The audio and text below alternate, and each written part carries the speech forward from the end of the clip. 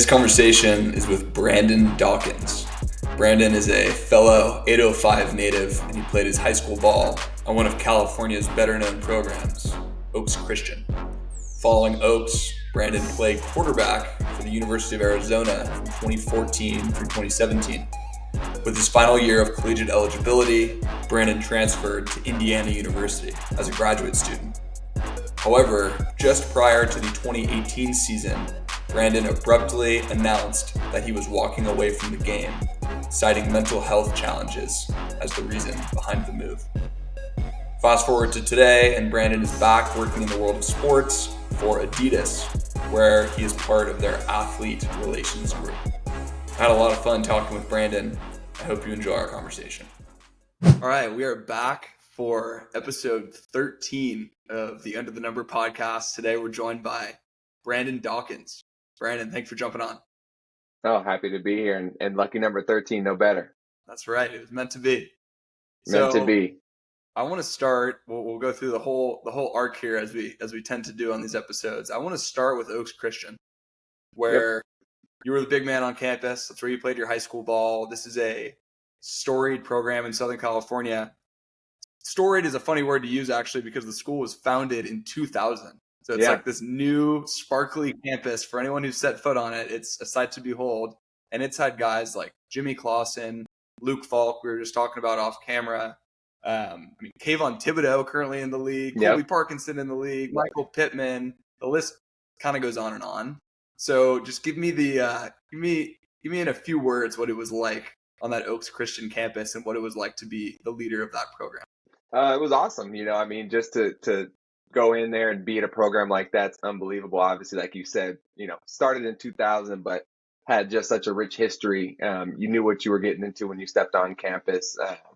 Not to say it was a football school by any means, because we had tons of great athletic sports, but with the athletic, players that we had on the football side, Cassius Marsh, another name, Darnay Holmes, another name, just a long list of NFL players, veterans, and all the above. So, it was unbelievable. Made a ton of great connections and friends. Super small school of 400. So I think we were a graduating class of like 106 or something like that. So also it's my 10 years. So 10-year graduation. So I'm going to be excited to see some classmates and things this year. I bet.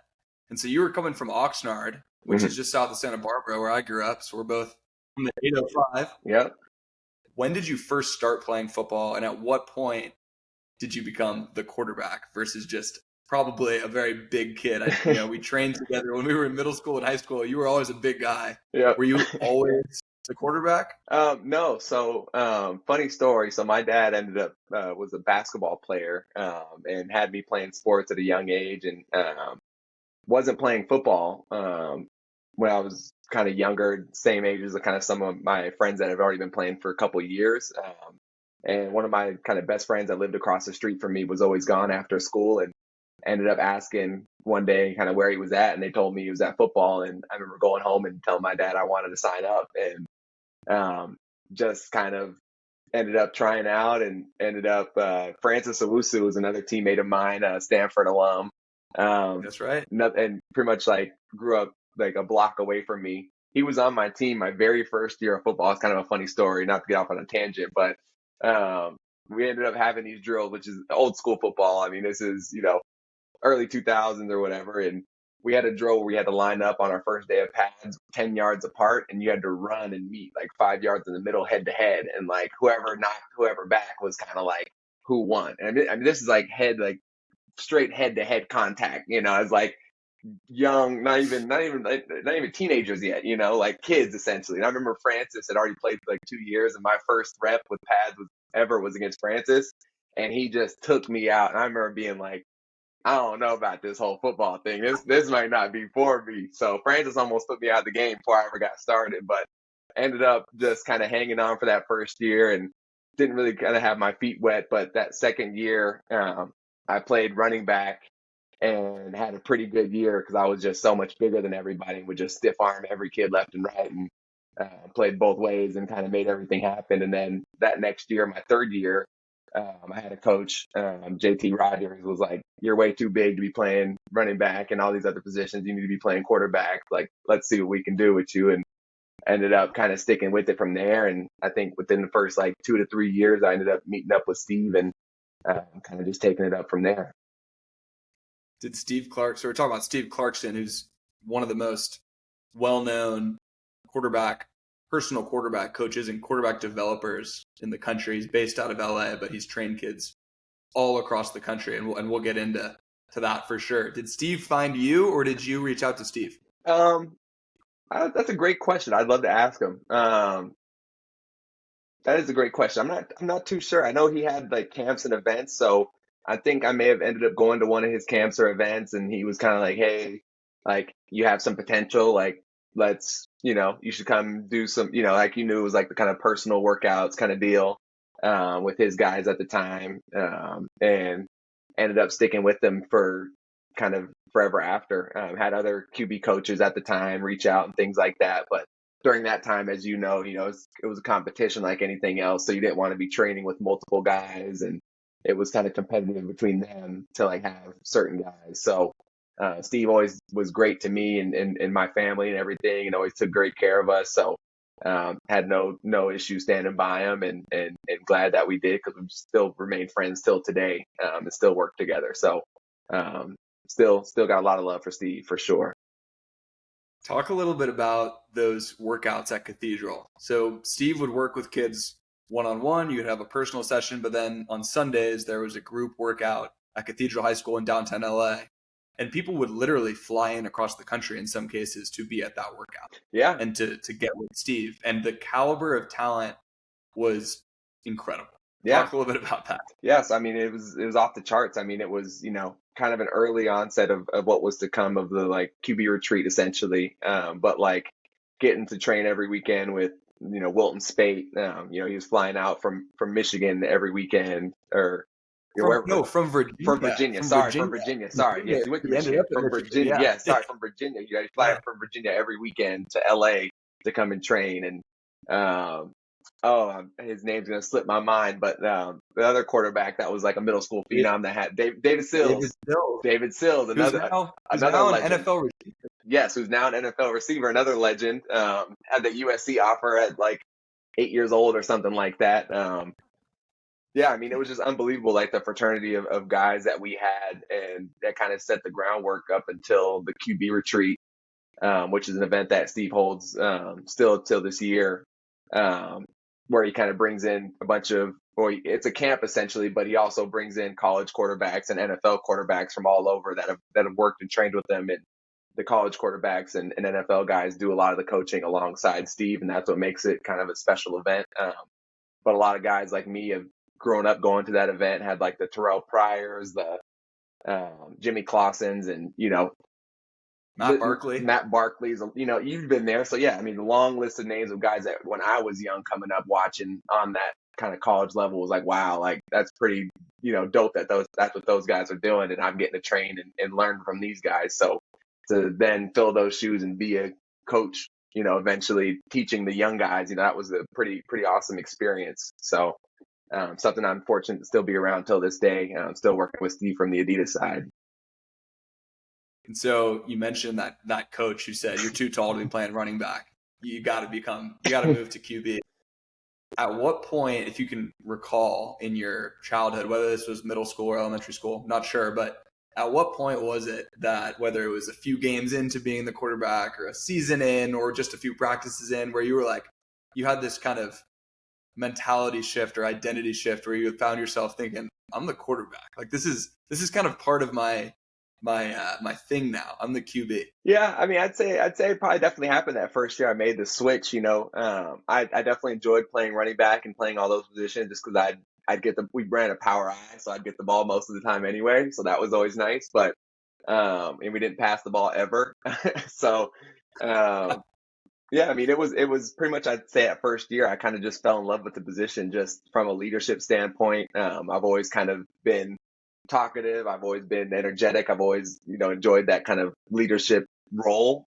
So kind of having that built into the position was awesome, and especially to do it from a young age and be around a lot of my friends made it a lot easier. Because it's not really, it's not like it is on the high school, college, NFL level where it's, assumed leadership. It's more so just like you get to be a leader amongst your friends and everybody gets to call you the quarterback. So I'd say pretty early on, that feeling had set on and I was hooked. Pretty early on, I knew football was going to be my sport once I started, once I stuck with it and started playing, versus basketball and baseball and everything else. Those were all fun to me, but something about that quarterback position kind of just was different to me for sure. And so once you set foot on the Oaks Christian campus, two-part question here. One, what was the kind of player development like? What did it feel like to be, a player who was, I'm sure they assumed would one day be the quarterback? What kind of attention and development did they provide there? And I guess we'll start there. I'll make it a one-parter. Well, what was that like at Oaks Christian from the get-go? I think it was great. I had I had Casey and Rick Clausen, who's Jimmy's older brothers, as my offensive coordinator, quarterback coach. So had two guys with a ton of experience. Casey coming from Tennessee, Rick at Tennessee as well. Just a ton of experience coming from both of those guys. Having it just, from all levels down, teaching me the game, from that 9th, 10th grade year, getting to start to learn coverages. It's more than just, getting out there, finding the guy, making a play. You're actually learning concepts, learning coverages, from guys that have been in those locker rooms. So pretty early on that development starts, and it's pretty much run, I'd say, like a college campus. Everything is run like a college campus up to the athletics. I'd say the way they treat us, treatments, training room, everything as far as that goes, it's pretty much run like a college. I'd say it definitely helped me with my experience and transition into college with just having that under my belt and being so used to it. Essentially every practice we're getting taped up and things like that, kind of same like you do when you get to college. You get there, get to practice early, you get tape, you study film, you get ready and you go out to practice. So you learn those things pretty early at Oaks. And, our team takes it serious. It starts as summer ball, just like everybody. But, I'd say just like anywhere else, we take it just as serious for sure. Yeah. I mean, it's a pretty incredible campus with some remarkable facilities for anyone who's ever walked around it or even seen pictures, you know what I'm talking about. But so as you, progressed into being a sophomore, junior, senior at Oaks, you were a big kid who seemed to only be getting bigger. I was actually watching. I watched a little bit, some highlights from 2012 that I found on Huddle, just preparing for our conversation. And one of the first clips in the highlight tape is you on a crackback block on a broken play. Yeah, granted. And you're the quarterback, and you lit some dude up, depleted a guy. Oh yeah, which is obviously not something the quarterback gets to do every play. I'm sure college coaches took notice. Physical attributes alone had to get you in the door for some college attention. Is that fair to say? Oh, absolutely. I was 6'3", 6'4", high school at the time. I was probably like still 185, but I was definitely a bigger kid. Than your average on campus for sure. I wasn't a giant by any means, but definitely, never really, tried to kind of play like anybody, but definitely feel like I drew a lot of comparisons to like a Cam Newton. That's somebody I really like to watch and compare my game to in the day as far as running and throwing. I wouldn't say I was as fast as Lamar or anything like that, but as far as being a bigger, tough to tackle guy in that aspect, that's kind of the game that I wanted to bring. So that obviously garnered attention. Who was your first offer? Notre Dame was actually my first offer. And it was in 2012, the year they went to I believe it was 2012, the year they went to the national championship. It was my sophomore year. But Notre Dame was my first offer, the year they had Matt Tateo and all that stuff and everything. So pretty awesome experience and feeling to get that offer and then to be the first one for sure was pretty awesome experience. But that had to be surreal. And was that just an over the phone, you got the call and that was it? Like, take us through that if you can remember it as vividly as I would think you might. Yeah. So from what I can recall, they came down to campus. we had met. Obviously, he knew the Clausens. Jimmy had been there, things like that. So there had been some ties and some things like that. So he came down to campus. They'd come down to campus to check it out, meet us, meet everybody that they were coming to look at and everything per se. Had a chance to meet them at the time, and then by the time they had kind of flown home that next week, I'd gotten the call that we were like, "Hey, got some pretty exciting news. Like, want to let you know that we want to offer you a scholarship, and we'd love for you to come and be a member of our program and everything like that." So, immediately, pretty much just like over the moon. You wait for that call for you know forever when you're an athlete, when you're one of us. Especially that first one. Like you put in all that training, all those hours, all the blood, sweat, and tears and everything, and talking to coaches, all the smoozing, all the everything that goes into it, for that first offer to happen. It's just a surreal, unbelievable feeling. And to be a school like Notre Dame was just like almost mind blowing that it was, happening to me essentially. It's incredible. And so did the offers kind of snowball from there? A lot of guys talk about how a lot of schools are essentially just copycats. Like, well, if he's good enough for Notre Dame, he's probably good enough for us. Did you have a few offers that came very quickly after that first Notre Dame one? I mean, I'd say I had a couple, but I wouldn't say it snowballed for me. I'd say it maybe played a detriment in my recruiting. I'd say, in the sense of like they were having so much success, it was kind of like, oh, he's gonna go there. So I felt like the energy I was getting from a lot of schools at the time was like, well, if you're not gonna go there, if we offer you, we want you to commit as a quarterback because we want to have you locked in, essentially, more or less. So which is kind of not fair in my eyes, because I felt like I just wanted to keep it open and see who actually had interest in me and wanted me to be a part of the program. And, I assumed it was going to be a snowball effect with it being Notre Dame being the first one. I just assumed like, oh, everybody's going to start kind of knocking down the door, or at least, a handful. But I mean, I'd say I'd finished college with no more than like 10 offers or anything like that. Not that you need to gather a bunch of offers or anything, but I definitely wouldn't say I had a ton of offers by any means. I had, a handful of good options. Obviously, it didn't end up going to Notre Dame. They ended up offering Deshaun Kaiser, who's a real good friend of mine still talk to him all the time till today, brother of mine for sure. But they said they were going to bring in one quarterback, and then the next year they ended up offering him. And we're like, oh, hey, we kind of changed our mind. I want to bring in two guys. So not that you don't want to have competition, but like, at quarterback to go in, like you said, to go in, with two guys is a lot different than just going in as yourself, or with no other quarterbacks, no other competition in your class, essentially, to at least give yourself an opportunity to have 1 year if that's how the cards fall. But so I ended up not committing to Notre Dame and ended up going to Arizona. Super happy with that decision.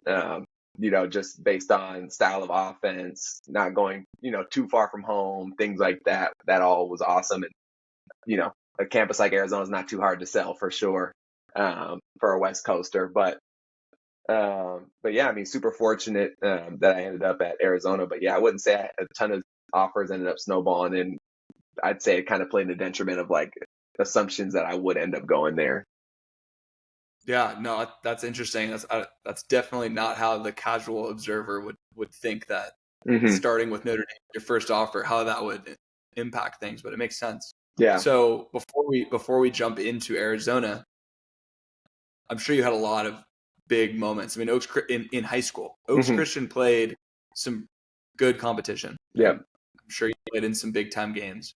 When you close your eyes and you think back to high school, what is the moment or the few moments that really stand out as like the absolute best or the most high stress or whatever? Just what are those vivid memories that come back into your mind when you take 1 second to pause and think about the Oaks Christian days? Yeah, I mean, I'd say there's definitely a ton of them.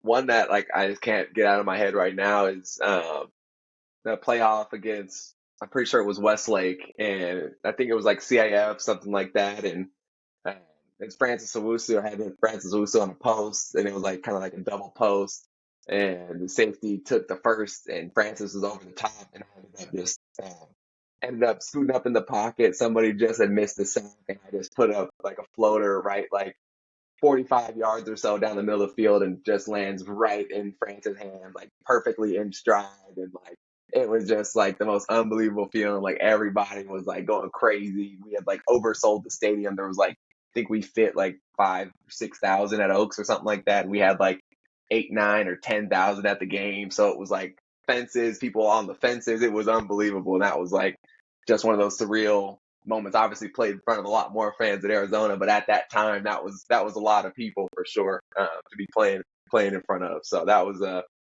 unique experience with a teammate of yours as well. Yeah. So did you take a visit to Arizona? Did you take a round of college visits? Even if, I mean, you had 10 offers, you had officials on the table, you could have taken up to 5. Yep. So I definitely took visits. I visited Arizona. I committed to Arizona junior year. As you know, I'd say quarterback position, you kind of have to commit pretty early, or that they end up, schools either get antsy and want to offer other guys because they're not sure what you're thinking or different things like that. So with Rich Rod's offense, I kind of felt that was perfect for me. So definitely happy with where I ended up, but definitely took trips. I went to Notre Dame, took a trip out to South Bend, got to see a game. It was awesome. That history on campus is unbelievable.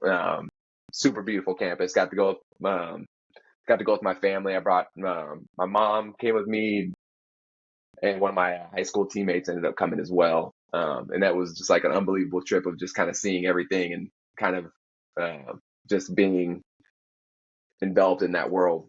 Yeah, I ended up committing pretty early, so I knew where I was going to end up and didn't want to let them think I was opening up the door for other opportunities. So I got to ask about University of Arizona. Perfect weather. I mean, hot, but sunny, 362 days a year. You think of U of A, you think of like pool parties, good sports. I mean, it's definitely a place with a lot of distractions. What do they say, and how do they manage the football team on a campus like that? Yeah, I mean, you try your best, I guess. I mean, at the end of the day, people are going to do what they're going to do. I mean, as you know, it's also so unique, like football having so many personalities. I'd say it's like having 120, 130 people that are from so many different backgrounds and different places and experiences. Like, they're just bound to be people that, I feel like it happens on any campus. I mean, I feel like there's obviously a lot of distractions at Arizona, but I feel like we dealt with the same things just as any college would. Guys getting in trouble and things like that, doing things they shouldn't be, being out times they shouldn't be, and things like that. But Rich Rod, did a good job about disciplining us when we were getting in trouble and things like that, and making us stay in line. You'd make it that you didn't want to get in trouble. That's for sure. If you got in trouble, then you'd be doing a lot of work that you didn't want to be doing to try to make up for it. So you didn't want to be in that breakfast club at 6 a.m. walking up every step in the stadium or anything like that. So, I mean, that's just kind of how they did it. I mean, they held us with a tight leash. They didn't let us get too crazy. If you messed up a few times, they have to let you go essentially, depending on the severity of what it was that you were doing and things like that. I mean, definitely saw a handful of teammates lose great opportunities to get an education and play sports just to, mess around and not be doing what they should, essentially, just messing up a perfectly great opportunity that they had for them. I don't know that there's a long list that you can compare the social life of Stanford with Arizona. I don't think it holds a candle. You can say it's just like any other college. I don't know. I've seen the videos of like prime Gronk at U of A, and I don't think that was going on in Palo Alto. Oh yeah, definitely watched an I'm Schmack video or two going into school. Yeah, those had to get you hyped to go be a college kid. Oh yeah. For sure. I'm Schmack. It's funny. Yeah. So so get to campus and you redshirted. Yes. What were the big shocks of that transition? And did you have older guys that you could learn from and lean on and get good mentorship from? But I always like to ask guys, it seems like no matter how great your program was, no matter how prepared you were as a high school kid, the shock of like freshman camp, it hits everyone in the face. Oh yeah. Pretty much across the board. Oh yeah. So what was that like for you? I mean, I'd say just like anybody else, I mean, it was a shock of like just that next level of like, okay, now I'm playing against a higher tier of athletes here. Whereas I feel like in high school, you might be playing with people that are still doing it because they enjoy it or they're having fun doing it. Like you get to that college campus and you're competing against people that not only enjoy doing it, but do it at a high enough level to be at a Division I college doing it. So, it doesn't get too much better than that. So you're playing against the cream of the crop essentially. And even at that time when it's just freshmen, young guys on young guys, it's like still you're going against young guys that are a lot more talented than probably a lot of people that you have already played with or played against. So just taking that next step of leveling up was kind of a shock, and had great mentorship, had a lot of older guys in the QB room. I think there was like 5 of us when I had gotten there. Some transfers, some guys that had been there, things like that. So I had a lot of older mentorship and great quarterback rooms. We battled it out for sure. We wanted to have that starting position, but it wasn't like we were coming for each other's throats, essentially like trying to beat each other down to get that spot. Anu Solomon was a quarterback that was there when I was there. Still one of my best friends till today. And I'm sure you have the same deal at Stanford of having, those guys that you just connect with, and, they're your brothers for life. And especially being in that QB room, anybody that I've played with, they know they can still contact me. And, there's still a handful of guys I stay in contact with for sure. And I mean, I've just been super fortunate to have, great people around me during my time there. So 2016, you end up getting the spot. Mm-hmm. What was that like? One, I mean, what is it like being QB1 at University of Arizona? Are you, I really, and I mean it kind of in a funny way, but also it varies so much depending on what campus you're on. Yeah. We talked to KJ Costello, and he's like, I could walk around Stanford and no one had a clue I was the quarterback. Yeah. Like, not a clue. And then he transferred to Mississippi State, and people on the street are like, that's our guy. Let's go, KJ. Yeah. Yeah. And Jacob Easton at Georgia, he was like, people were taking pictures of me walking to class and videoing me every time I went out, and like I had no space. So I would imagine you were probably somewhere in between those two extremes of like the SEC and Stanford, but what was it like?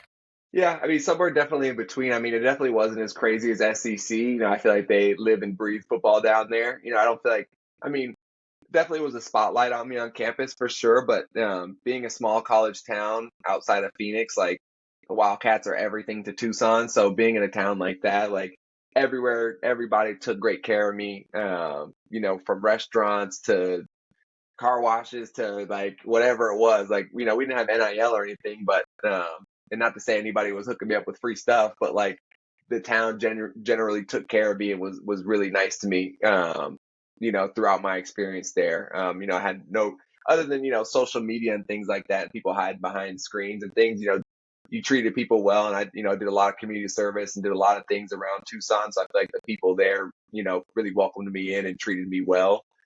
So, I mean, I loved my experience there and on campus. It wasn't like people were recording me doing things, but like, it wasn't like I feel like I didn't feel suffocated or didn't have space. It was like, kind of came with the territory, like, oh, that's our quarterback. Like, do, whatever I was doing at the time, probably something I probably shouldn't have or whatever, but, like that's our quarterback there doing that. But, I don't feel like anybody was out to get me or try to get me, I feel like some people are out to get people in trouble and trying to catch them do certain things. I feel like everybody just kind of welcomed me in, and I treated people really well. I was welcomed everywhere. Tried not to start any issues or any problems with anybody. So I was good, any frat house and things like that. I'd show up and, just show love and just be respectful to everybody. And it was reciprocated. So I had a really great experience out there, and they definitely showed me a lot of love. And you put up some numbers, some serious highlights during that time at Arizona. I was just rewatching some of those today. As a real dual threat.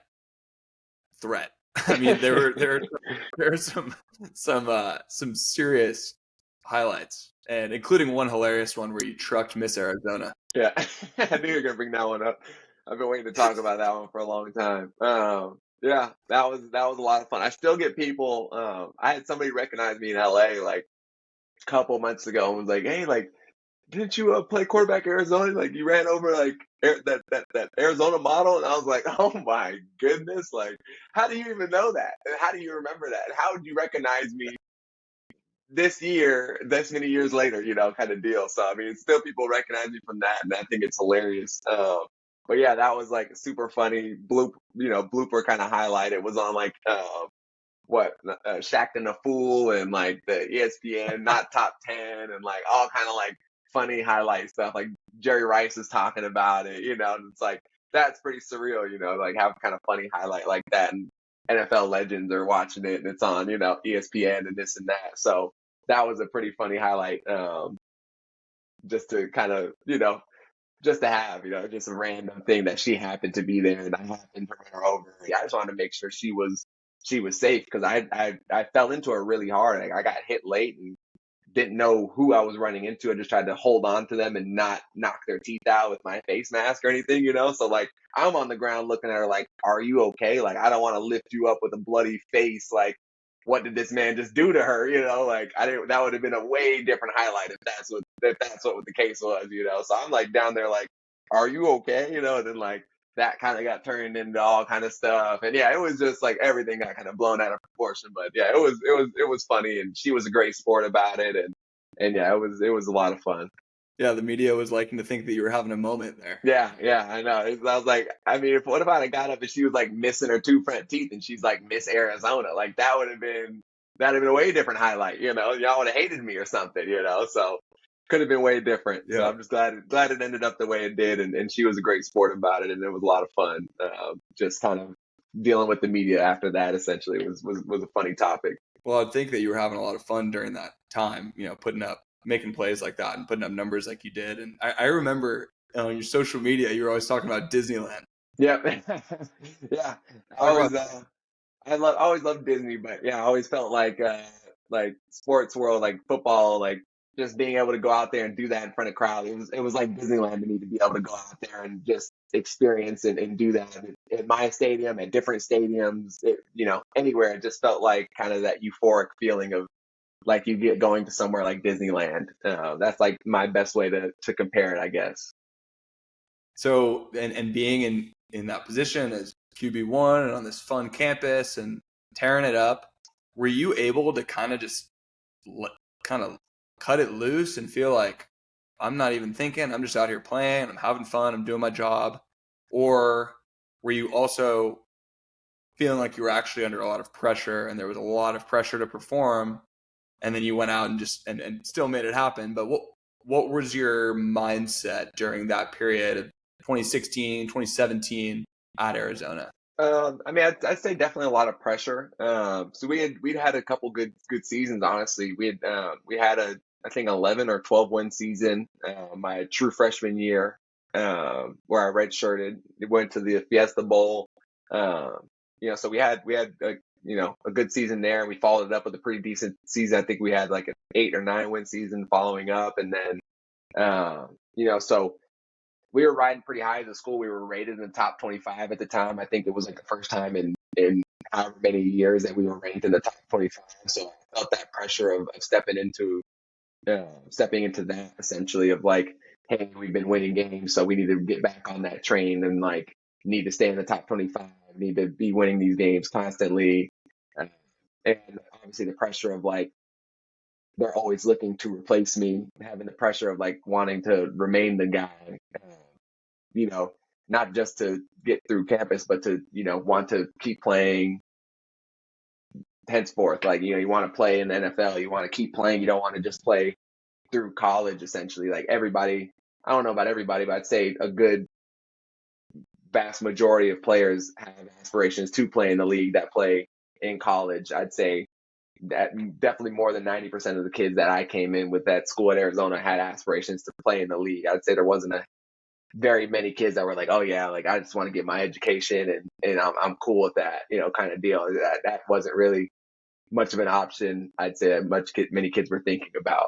It just seems like the type of, you find yourself in that position and you want to celebrate the victories, you want to have fun, you realize it's this totally fleeting moment, you're only going to be a college quarterback for a very short fixed period of time, even if you started every game for your whole career, it's not a very long time in the grand scheme of things. You want to enjoy it.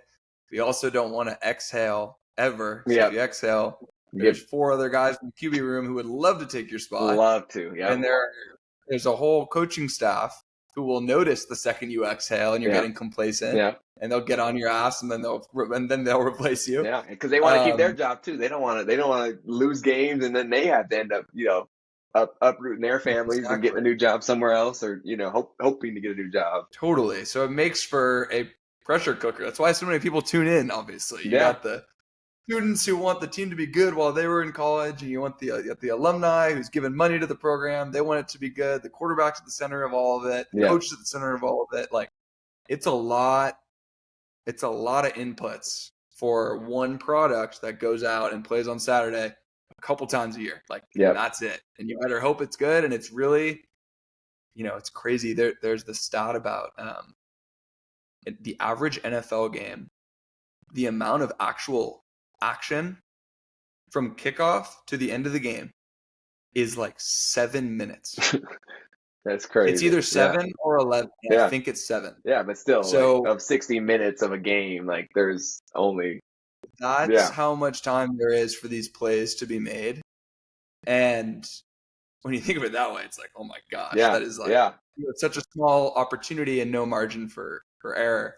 But so talk about the next year. Khalil Tate came into the picture. Mm-hmm. How did it all play out? And then how did that inform your decision and then the process of transferring ultimately to Indiana? Yeah, so ended up starting that next season. Was a decent start. Kind of up and down, but ended up playing at Colorado. Ended up getting hit late, kind of similar to the Miss Arizona hit. And we played at Colorado. Like, their stadium is so close to the stands. It's like, I mean, I kid you not, maybe 7 or 8 yards from like the sideline of live action to like a brick stone wall and like metal bleachers. And like, I got hit late and like flew into them. And like, I wasn't physically hurt because like the adrenaline was pumping and everything, but like I was bleeding a few different places because I got scratched on the metal and the concrete or whatever, the wall. And so I was, I had to come out of the game essentially. I could still walk. I didn't lay down. I wasn't, down and out or anything, but like I had to come out of the game. And Khalil ends up going in and that was kind of history. He ends up rushing for like 300 and something yards in that game. And I was, healthy and ready and willing to go back in. But like, obviously if he's having that kind of success, you have to kind of just sit back. I mean, it was like every time he was touching the ball, he was running for, 20, 30 plus yards. So it was like, hey, no need to, I'm not selfish enough to think, I'm selfish enough to think I know I can do that. But I'm also like, if it's working, I'm not expecting myself, to go back in. So essentially from then on, it kind of stuck kind of like that. And they kind of wanted to switch it up and gave him the shot, kind of moving forward. And we kind of switched back and forth a little bit here and there, kind of whoever was hot and cold at the time. And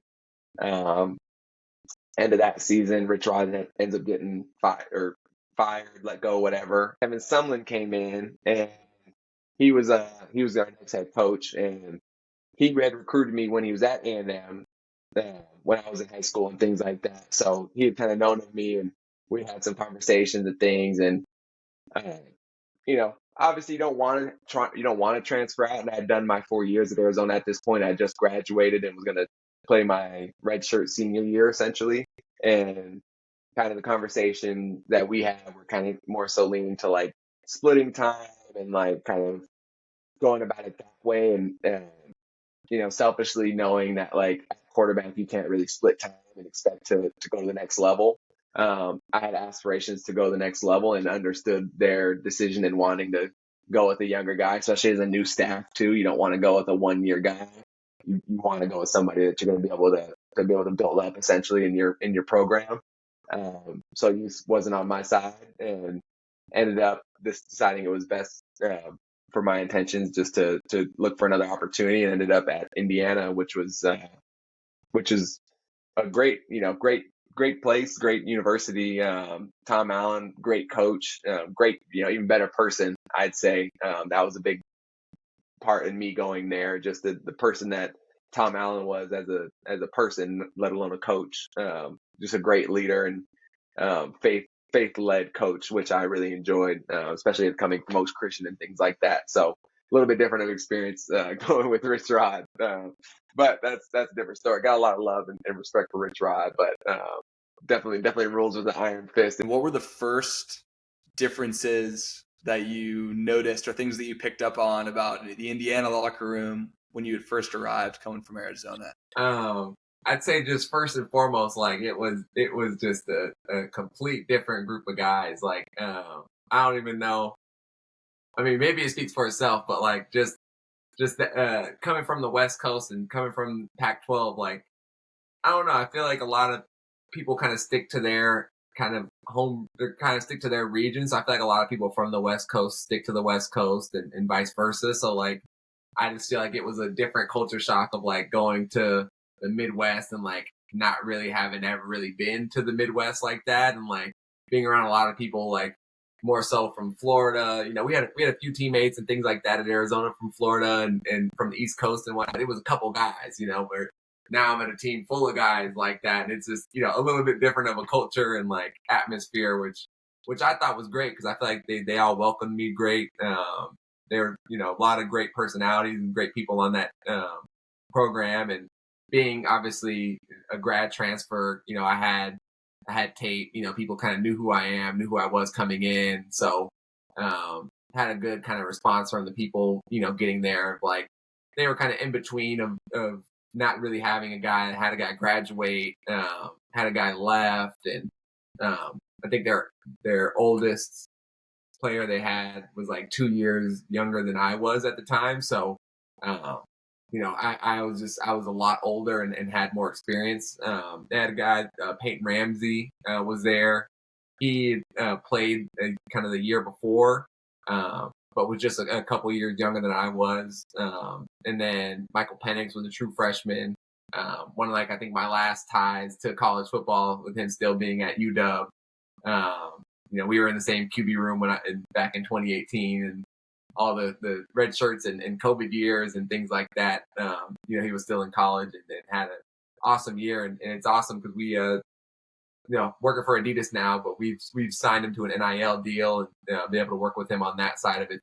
Been pretty awesome, and having him on the NFL side too. So, that's not another kind of full circle moment, working with the brand and kind of relationships and things like that. But, had another great, QB room and teammates and everything like that, but definitely a different culture and things like that. But I definitely felt like I stuck out like a sore thumb, just being kind of that West Coaster and like the only person that dressed and talked the way I talk. Like I don't know if there's too many people from like California even on the team, so like everything about me, everybody was like calling me Hollywood, calling me this, calling me that. It just kind of comes with being from the West Coast, but that was just kind of funny and dealing with that and being kind of just in the Midwest as a West Coaster. So did they give you overall, it was still a friendly Midwestern welcome? I'd say absolutely. The team was great. I'd say it was things outside of campus that were a little bit, I'd say distracting and things like that, to put it lightly. But in what way? I'd say just like, to be completely frank with you, there was like a lot of one of our very first meetings we had on campus, like as a football team, like they warned us about this town that's like right outside of where the campus is, called Martinsville. And they're like, hey, like this isn't really a safe place to like stop at or drive through or get food or go party at and things like that. And like a heavy, like white supremacist, like kind of, in that kind of area kind of thing. So like kind of steer clear. So I was kind of like, my first meetings, I was like, whoa, like, where am I? Where did I just did I just jump off a time machine or something? Like, I don't know. This is what I signed up for. Like, I don't know. Like, I've dealt with, some crazy fans in the Pac-12 and things like that, but it's a whole different level when you're dealing with that whole aspect of it and that side of it. It's a little bit different. So, that was I'd say one of the biggest shocks that I had, just being out there and kind of feeling, I guess, removed from that on the West Coast, whereas I don't feel like we see it, maybe on social media every once in a while, and it's, whatever, but like, you don't really realize it's, that serious. I mean, there was flyers on campus of like KKK flyers, like come join your local like sect and stuff like that, and like have a hot dog. And I remember being like, where in the world did I just get dropped off at? Like, I have no idea where I am. But yeah, I mean, that was definitely a culture shock and something that I wasn't expecting going into that. But it's just, it's a reality of kind of what it is. And I'm not going to say that was like the whole reason I ended up hanging up my cleats and everything, but like definitely was a culture shock for sure, to put it lightly. Yeah, that's wild. That is wild. So as you're in this QB room and Ramsey ends up getting the job that year, right? What was the process there? Was it like a down to the wire last day of camp, we'll announce a starter, or how did it go? Yeah, so we were about like, I'd say a month or so out. So I'd been on campus for probably about 2 months or so at this point, maybe just less than 2 months or so. Because I got there in I got there in June, and we essentially had August and September, or pretty much August, or to get ready for the season essentially. So already kind of had that battling against me, but kind of having the experience and things like that, I knew kind of what it took to learn a new offense and start to understand everything. So, I mean, it was a lot of late nights of studying and trying to get this playbook down and things like that. And just kind of a few weeks leading up to kind of school starting and getting in on campus and things like that, and starting my master's, started seeing the mental health specialists and things like that on campus, just because I was kind of starting to feel like, didn't really know, kind of just feeling different feelings, like feelings I hadn't really ever felt before, as far as like, I didn't know it helped, if I was really still in love with the game and like really wanted to pursue this, and if this is really what I wanted, or if this was kind of what I was expected to do, I guess, more or less. Like, kind of having that feeling, I'm sure, as of like, you've done it your whole life and that's kind of the identity you have, and to like think about not doing that is like almost a failure feeling of like, I don't really have a plan B. Like, everybody expected me to play football and I was a football star, and that's just how it was supposed to work out, kind of deal. So I mean, just had a lot of kind of, mixed feelings during that time of like, didn't really know of like, I knew I wasn't going to be able to get my master's because, they're only going to pay for one semester. And then there's those thoughts of like, all right, well, if I know I'm not going to be, be able to finish my master's unless I come out of pocket and pay for it, essentially, like, that's another thing. And like, I have to also do these classes. I can't just fake show up and not participate or not get grades in these classes, because I need the classes to be able to play. But like, I know I'm really there for that last year to play my last season. Like, I'm grad transfer. I'm giving my last shot to get some tape, get some film to play, and get to that next level, essentially. It's awesome to have an opportunity to go to a school like Indiana and have an opportunity to get a master's there, but just having the opportunity to get a scholarship and to get a free college education, you're not really into a rush to go into debt after you've gotten a degree, essentially. And feeling blessed and fortunate that like, I don't feel like I missed out by not doing that, but that's another story. But yeah, so started just seeing the mental health specialist and kind of having those feelings of like, feeling like I might be falling out of love with it and not as into the game as I once was or felt like I was. And kind of started having those conversations with coach and things like that. And, faith-based coach like he was, kind of just was giving words of encouragement and things like that, as far as like, just, do whatever feels best for you, essentially. Like, I don't want you to feel any pressure, which I thought was amazing. I feel like most head coaches, especially you come as a grad transfer, there's a lot of expectations of like, you're going to be our leader, our old, our older player in the locker room essentially and things like that. But for him to kind of give me that confidence of like, hey, like this is your life, like, this isn't the end all be all, like if you have other things on your heart and on your mind essentially, then like that's this is what it is essentially. So um ended up going in and having a meet with him and letting him know that I was gonna end up hanging up the cleats essentially. And we just had a long conversation about it, and it wasn't a long conversation of him trying to, ask or beg me to stay or anything like that. It was just to make sure I was, thinking through everything and kind of making the decisions that I wanted to make essentially. And that's just what I was kind of confirming with him, was that like this was me for the first time kind of making my own decision of like, I know I'm not like super happy in the situation like out here, as far as like just being in a different, it being in the Midwest, being really far from home, being in a culture and atmosphere where I don't feel super welcome per se. Just like a lot of mixed emotions on things, and like it just kind of all felt really fast of like, I got there and then I had 2 months or 3 months to learn an entire offense and team and be expected to lead them and go through a season. It was just a lot building up on me, and like, not that it was unexpected, it comes with the position, but I just like, I kind of felt like I got to that boiling point where I was like, I know I'm not enjoying this. I'm just doing this because it's the motions now, and this is what I'm supposed to be doing. So like, I felt like I was letting my dad down, letting my mom down, letting the people down that had my back and helped me go through all these camps and events and all these things and putting all this time. It's like I felt like I was letting them down, when realistically it's like that's not what they just wanted me to be happy. I'm thinking I'm letting my mom and dad down, and that's never even what's crossing their mind, but that's the pressure I put on myself to perform and do well and feel like I owe them or have to pay them back for the time and things that they've afforded for me to do as far as camps and trips and things like that, So, once I was able to kind of get with the mental health specialist and kind of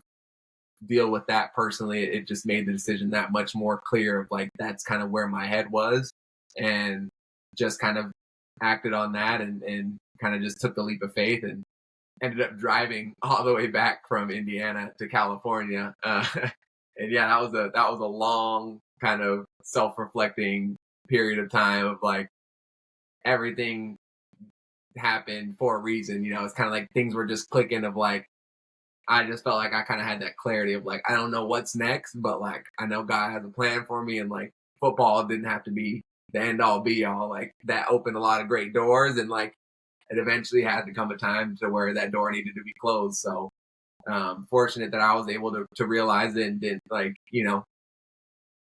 get too upset or get too in my head or anything about it. Like I felt a lot of peace about the decision I made. I didn't know what was going to come next or what I was going to be doing, but like knew I would find myself doing something. It was like I was going to have to find myself doing something after football anyway. So glad to have kind of ripped that Band-Aid off and got myself an opportunity to get my feet wet in the real world and kind of just figure out life, and one thing that's kind of always stuck with me is like, me and my dad kind of we've had a great relationship, but, kind of up and down as far as like just him being the one that's kind of the disciplinarian of like, he's the one that kind of had not really put expectations on me, but I kind of felt those expectations essentially from just kind of how he was. But, a big thing for him when I was talking to him about it was like, oh, you're not going to like being a regular person.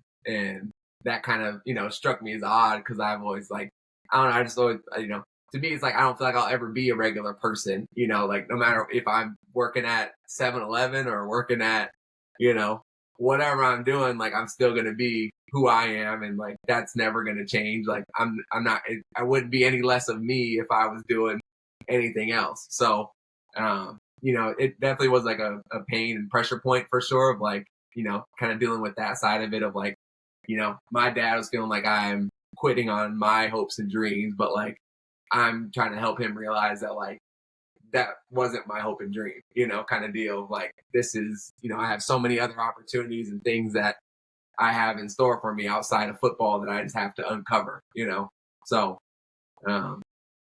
yeah, that was kind of like the long-winded Indiana story. It's so interesting from a number of angles, but one thing that stands out to me is, just a year earlier or months earlier in your head, you're thinking, well, if I'm going to be splitting time here, then this really hurts my NFL chances. Of course, I want to go to the NFL. And therefore, I need to transfer. I need to figure out somewhere I'm going to play. I don't care if it's Indiana, somewhere you've never been before. Like, I'm just going to do it. This is my goal. And I think a lot of times for athletes and probably high achieving people in a lot of industries, realistically, athletes being an extreme case, because there's so much work and such a grind that comes with it, you essentially never stop moving. Like every day you're going to hit a lift, then you're going to study film, and then you're going to go do your cardio, and then you're going to throw the ball, and it's like again and again and again and again. So when you say like, yeah, and then I just started having these feelings that I didn't even really understand, that like all of a sudden maybe I'm not as obsessed as I once was, or that I thought I was. And it seems bizarre that it could essentially blindside you.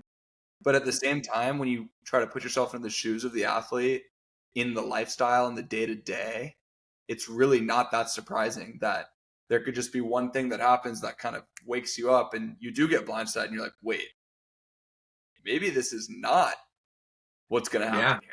And not even like I've been, like the athlete telling themselves lies, like they're going to be this Pro Bowler for sure, and they're convincing themselves like a sociopath, but more like the, wait, is this even directionally where I want to be going? And so anyway, how when you do think back to having that moment of realization of, gosh, I feel whatever it was, depressed overall, or I feel so anxious about football that I can't even enjoy it, or whatever it was, what was that moment or that set of days or weeks where you started to have that realization, even having enough of a realization to go and talk to, someone who was going to help you out on campus? Yeah, I mean, it was kind of just like bottling it up. Like I said, it was feelings that I've never really dealt with, because I don't know if I had kind of tricked myself into thinking that was like my destiny and my plan of like,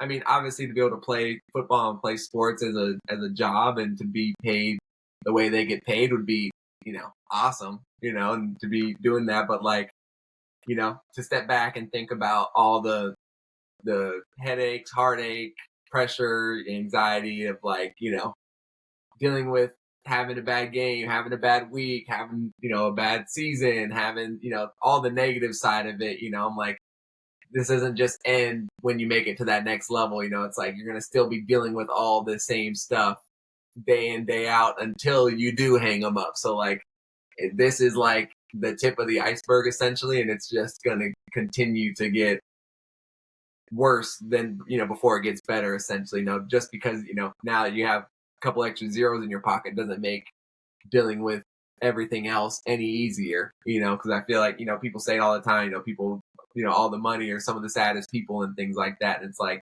just because I would have the money wouldn't make all my anxiety, stress, and pressure any less. And like, I played football when I first started because I had a friend that I missed and I wanted to go and hang out with them more. So like, I missed that camaraderie, and that's what got me playing the game. And like, it just got so far from that. Eventually, once I got to that level, it was like I was a cog in a machine essentially, and like I just wasn't really enjoying it. And it was like, well, you're gonna have to stay in this machine for the next 10 or 5, hang on essentially as long as you can, realistically, because you don't really get a choice.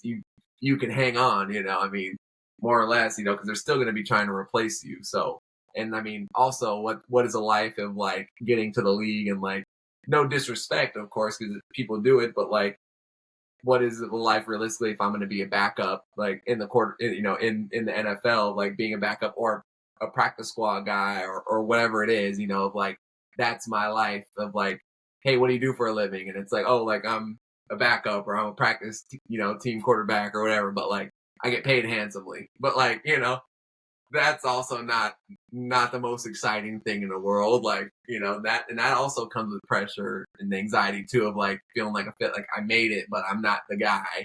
Like, I don't know. That's just another added pressure of like, you also want to make it to the league, but you want to make it to the league and do well. You want to play. You don't want to just get there and say you got there. Or like, Lord forbid, be on, a Super Bowl winning team and never step foot on the field or something, and then be, that guy that's like, oh, well, what did you do?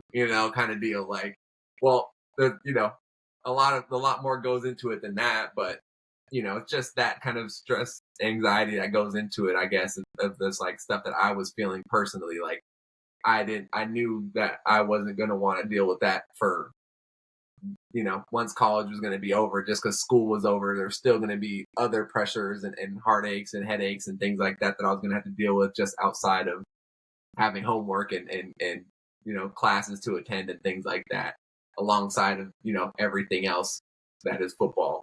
You mentioned the drive home from Indiana to California, which it's like out of a movie. The amount of the self-reflection that would just inevitably be paired with something like driving halfway across the country by yourself. Yeah, It sounds yeah. like It was unbelievable. yeah.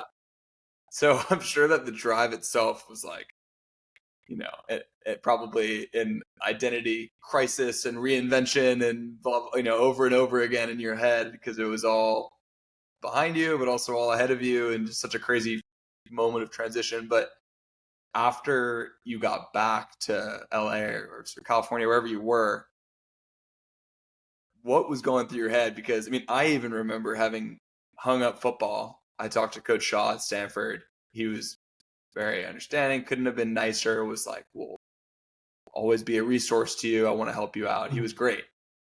And I so vividly remember like closing the door and walking to like my bike to bike back to my dorm and just being like, what just happened? Like, am I awake? Am I like in a dream? Because it's just such a door weird door closing in your life. When you got back, were you kind of in like, okay, all right, I made the decision, that's behind me, but what the hell do I do now? Absolutely. I had no idea what I was gonna do, but I knew I was so excited to just take the pressure off and just relax for the first time in what felt like years or ever almost since I started playing sports.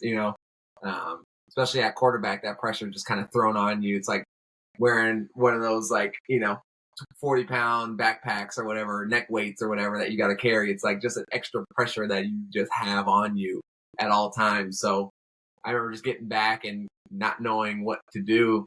And I remember I looked online, and my brother, I was born in Hawaii, and had lived out there, and my brother and my niece and nephew currently live out there. And I remember at that time I looked up flights, and it was like a one-way flight to Hawaii was like $170 or something like that. And I was like, that must be a sign or something. So I ended up booking that, called my brother, and was like, this is like the second day of me being home.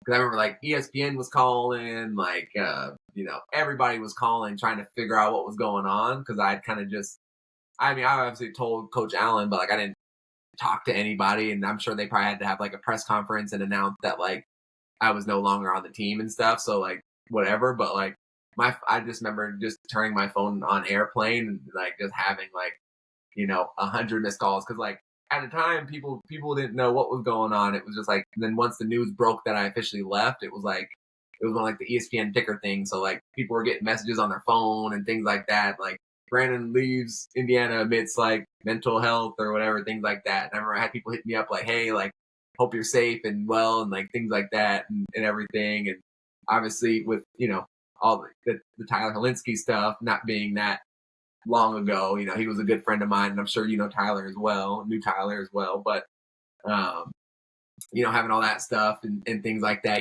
people hitting me up thinking that is what I was thinking and things like that at the time, which was so far from the truth, because I had no feelings of that at all. Like that was never what crossed my mind or anything. It was just more so like I was unhappy, but like I didn't really know I didn't know how to be happy other than playing football and playing sports and doing that, because like my happiness was based on how my success, essentially, like how well I was doing, and like I was playing sports and I was doing well in school. So like things were good and I was happy. So like I didn't really know what to do if those were off the table essentially. Um, so yeah, I mean, it was just all brand new to me essentially. I mean, that's interesting. You put your phone on airplane mode and just ignored it. That sounds like the best route to take, because I mean, what's the upside of fielding a bunch of media calls? It is interesting because I'm looking right here on my laptop, and one of the stories that's published here, 2018 August, and it's NBC Sports, ex-Indiana Arizona QB Brandon Dawkins taking mental health break from football. And one of the things that you did do is you made a very public statement, I guess via Instagram, and I'll just read it out. You wrote a note that I think sums it up and makes the point very clearly. But obviously, as you're saying, caught a ton of people off guard.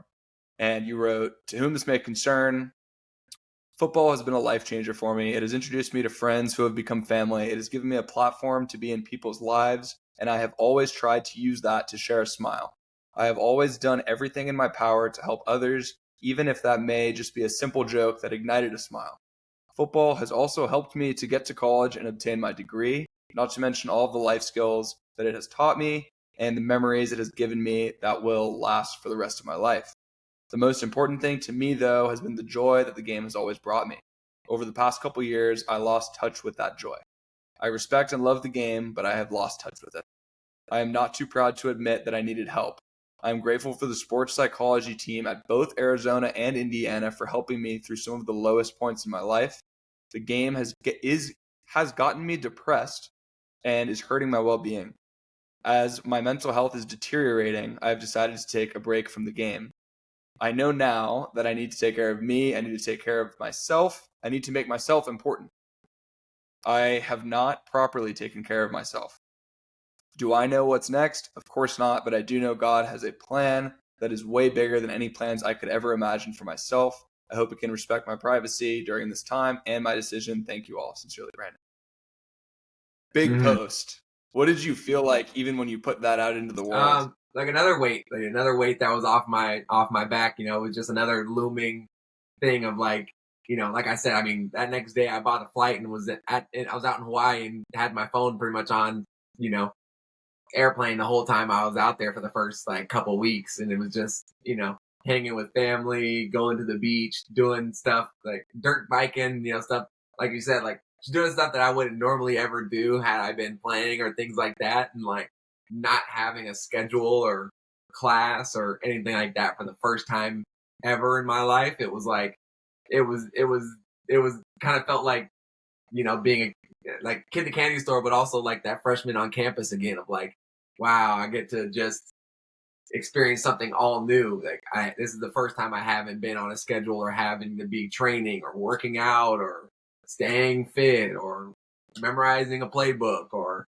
doing summer classes or, I can just be out here in Hawaii with my niece and nephew, drop them off at school and do what the hell I want for the day. Like I can go be at the beach. I can go get some food. I can go literally do the world's my oyster, for the first time ever. And, just for the first time, I was just enjoying it and not letting anything else kind of get in the way of that. And especially the distractions of like everybody else hitting me up, trying to, get me to come back, or coaches hitting me up, trying to get me to transfer, or XFL trying to get me to come and play, or, whatever the hell it was at the time. I was just like, I have no interest. Like, I don't know what's coming, but like, it's definitely not like playing on another football team, in the near future. So, just was excited to kind of just take that break and kind of, like you said, just take another weight off of just being able to tell everybody that I am okay. First and foremost, like I am, well, cause like I had a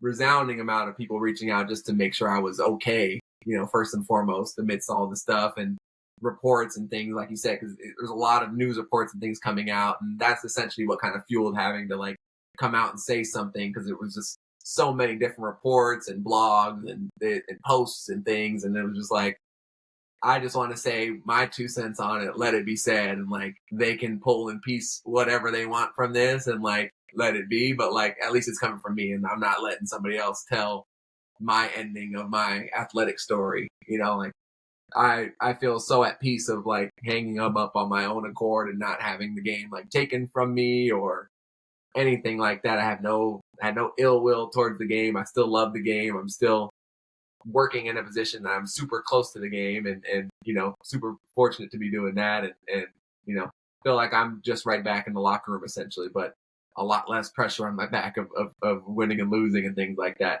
and putting up good numbers and stats. So different on that side. Given all of this and the whole journey you've just taken us through, I want to hear some of your advice. What is the advice that you would give to a quarterback or someone playing any position for that matter who they've worked hard, they've chased their dreams, they're now playing high-level college football and hoping to make it in the NFL, and that pressure or those high standards, the high standards are not going anywhere. I think the way like those inputs are static, like we talked about, the fans, the boosters, the students, the coaches, like all of it, the media, that's probably not going to change at all. It totally depends on how the player processes it and deals with it one way or another. So given that reality, what is the advice that you would give to, say, a quarterback who's about to set foot on the college campus and is committed? How they should what's the advice that you would give them on how to navigate all of those things that it's a lot of balls in the air at once? I'd say, honestly, just personally, I'd say have, check in with I feel like all campuses now have some type of sports psychologist or somebody to that extent that they can go and talk to as a resource. I feel like even if you don't have any feelings towards anything, just go have a conversation because I feel like there's just so much that athletes put behind, kind of try to just dig or bury and not pay attention to, but there's so many things that we could have conversations about that could help us process things and help us positively on the field as well. I feel like just to have that kind of clear mindset on things and have a different outlook than just your own that you've been battling with all the time.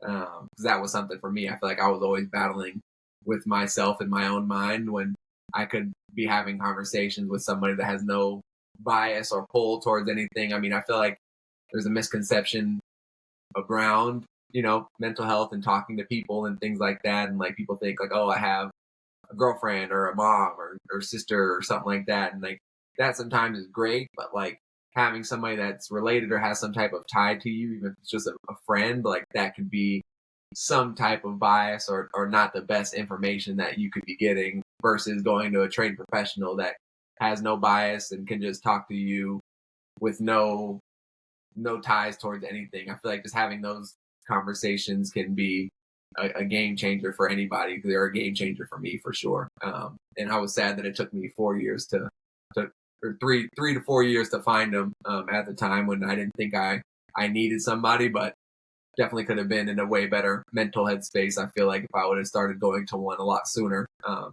kind of have those conversations. But I feel like there's a big stigma around mental health and things like that, and awareness has been up. So I feel like pay attention to the signs and go and talk to somebody while you have those resources available to you, because they're not always going to be as readily available as they are now. Just as like going to be able to talk to somebody that's down the hall from you at your facility. So yeah, that I think would be my big piece of advice to anybody getting to a campus, nowadays, especially with the new pressures and things like that with NIL and all that stuff added on to it, just to have somebody that's not family or a friend to talk to about things that you may be questioning and things like that, to have an outside perspective is definitely beneficial. Yeah, it's interesting how much the landscape has changed. For one, looking at these press stories about your departure from Indiana, a lot of the headlines on major press outlets are like Brandon Dawkins to leave Indiana program, citing, quote, mental health challenges. Like as if it was like a new category. And it was something that they didn't quite know. They're like, not really sure what he's talking about, but I guess he's going through something, so he's leaving. And I mean, that was only not even 6 years ago. And there's been such a shift. And I was talking to Jake Browning. I think this was maybe after the podcast was done recording, but he was saying that he's dealt with sports psychologists. He was spending time. He was in that practice squad grind for years, being like, "Oh my gosh, this is such a battle."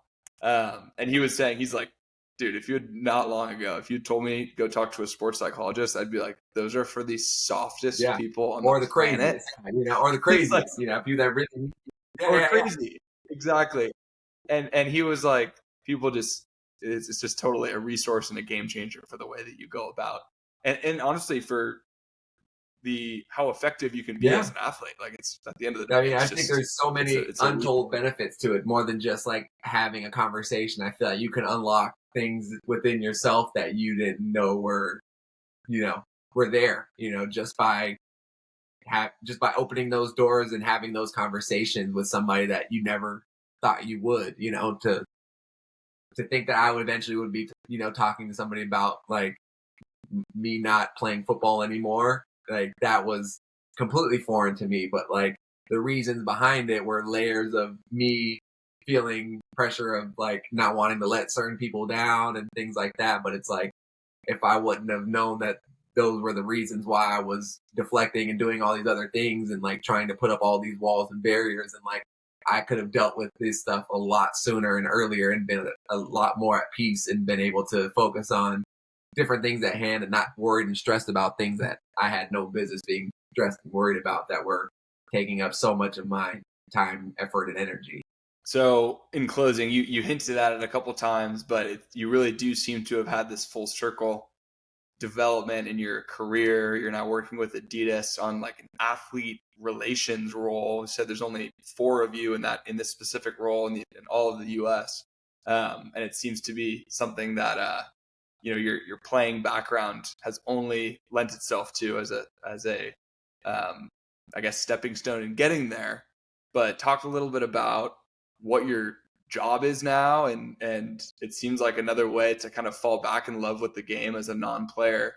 Talk about what the job's like, some of the guys you've had the chance to work with, and just what you're up to on that front. So been blessed and fortunate enough to get hired at Adidas back in 2019. I'm coming up on my 5 years here in June 3rd. So about a month away from my 5 years here with the company. But started in Portland with the brand, doing grassroots football.